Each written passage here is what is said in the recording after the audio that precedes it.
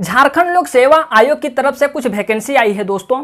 Total vacancy की संख्या 77 है, 77 है। इसमें आपका कोई एग्जाम नहीं होंगे, डायरेक्ट बहाली होंगे। ये सर्टिफिकेट को ध्यान में रखते हुए परसेंटेज के हिसाब से सर्टिफिकेट को देखा जाएगा, उसका परसेंटेज को देखा जाएगा, फिर आपका फाइनल बहाली किया जाएगा। चलिए आज हम लोग देखेंगे कि इनकी क्वालिफिकेशन की क्या आवश्यकता है। कोई भी व्यक्ति अगर फिलअप करता है इस फॉर्म को, उनकी क्वालिफिकेशन क्या होनी चाहिए, उनकी एज क्या होनी चाहिए, कब से कब ये फॉर्म को अप्लाई किया जा सकता है, इसके बारे में हम लोग डिटेल जानकारी प्राप्त करेंगे। इससे पहले अगर आप इस चैनल पर नए हैं तो इस चैनल को सब्सक्राइब करें, वीडियो को लाइक करें, चैनल को सब्सक्राइब करें और वीडियो को लाइक करें। चलिए देखते हैं।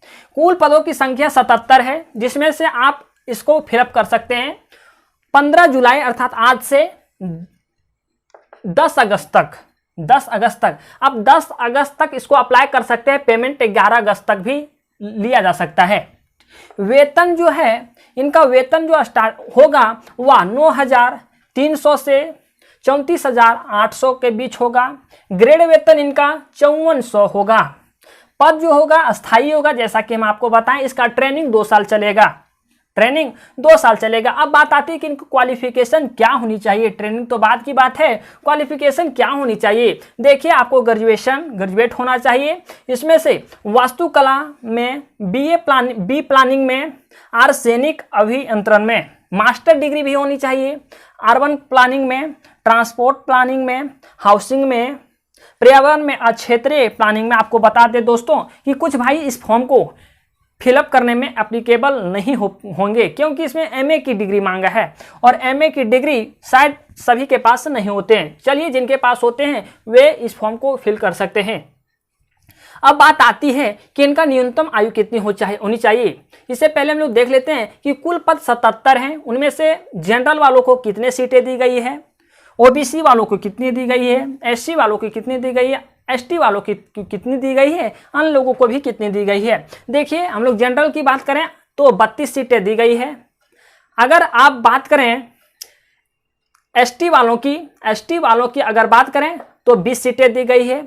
एससी वालों को 8 सीटें दी गई है। ओबीसी 1 को 6 सीटें दी गई है। ओबीसी 2 वालों को 4 सीटें दी गई है।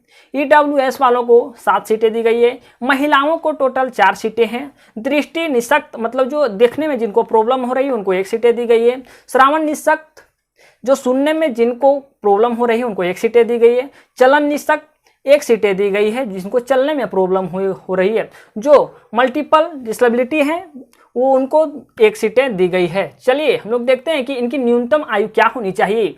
क्या कोई भी व्यक्ति कब इस फॉर्म को फिलअप कर सकता है, तो 21 वर्ष कम से कम चाहिए।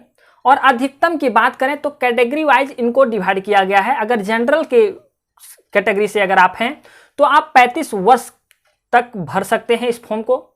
ओबीसी 1 और 2 37 वर्षों तक भर सकते हैं।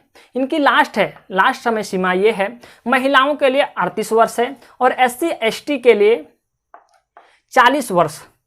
अब बात आती है कि परसेंटेज, सर्टिफिकेट के परसेंटेज पे इनका बहाली किया जाएगा। तो 10th का सर्टिफिकेट आपको जिस तरह से नंबर है उस हिसाब से, अर्थात 10th के सर्टिफिकेट पे आपको 10 नंबर मिलेंगे। अब ये बात नहीं कि सबको 10 नंबर मिल जाएंगे, लेकिन हाँ, आपको सर्टिफिकेट देख लिया जाएगा, उस एवरेज से आपको मार्क्स दिया जाएगा। लेकिन हाँ, 10th के सर्टिफिकेट पे जो मैक्सिमम मार्क्स मिल सकता है वो आपको 10 मिल सकता है। 12th पे आपको 15 मिल सकता है। ग्रेजुएशन पे आपको 25 मिल सकता है। और एमए की डिग्री, अगर आपको मास्टर की डिग्री आपके पास है, कोई भी मास्टर की डिग्री जो कि हम आपको यहाँ बताएं, ये मास्टर की डिग्री आपके पास है तो 30 नंबर मिलेंगे। शैक्षणिक अर्हताएं, कहने का मतलब जो आपको 10th 12th ग्रेजुएशन या तो मास्टर की डिग्री आपके पास जो है उनसे सारी चीज़ों को जोड़ दिया जाए तो आपको 80 नंबर इस शैक्षणिक अर्हताएं से मिलेंगे, आपके सर्टिफिकेट के बदौलत मिलेंगे। और 20 जो नंबर बच जाते हैं उसमें आपको इंटरव्यू लिया जाएगा। आप इंटरव्यू के दौरान किस तरह से आप इंटरव्यू देते हैं, इंटरव्यू 20 में से आप कितना लाते हैं वो अलग की बात है। अब बात आती है कि कितने परसेंटेज पे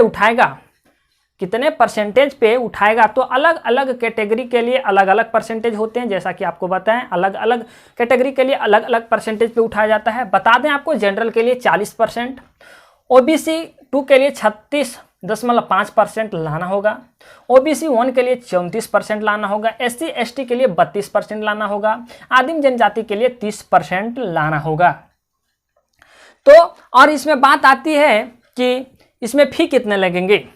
तो हम बता दें आपको, जनरल के लिए आपको 600 रुपये लगेंगे, जनरल के लिए आपको 600 रुपये लगेंगे। और अन्य कैटेगरी हो गए जैसा कि OBC, SC, ST वगैरह, इनके लिए 150 रुपये लगेंगे। जनरल के लिए आपके 600 लगेंगे और अन्य कैटेगरी के लिए आपके 150 लगेंगे।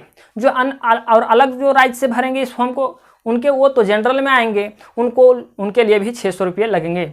उम्मीद है दोस्तों चीज़ें आपको समझ आ गई, बहुत बड़ी चीज़ नहीं थी ये समझने की। उम्मीद है दोस्तों चीज़ें आपको समझ आया होगा। अगर फिर भी किसी तरह की डाउट या किसी तरह की परेशानी आपके मन में आ जाती है तो आप बेहिचक नीचे दिए गए कमेंट बॉक्स में कमेंट कर सकते हैं। चलिए दोस्तों, मिलते हैं एक नए वीडियो में एक नए टॉपिक के साथ।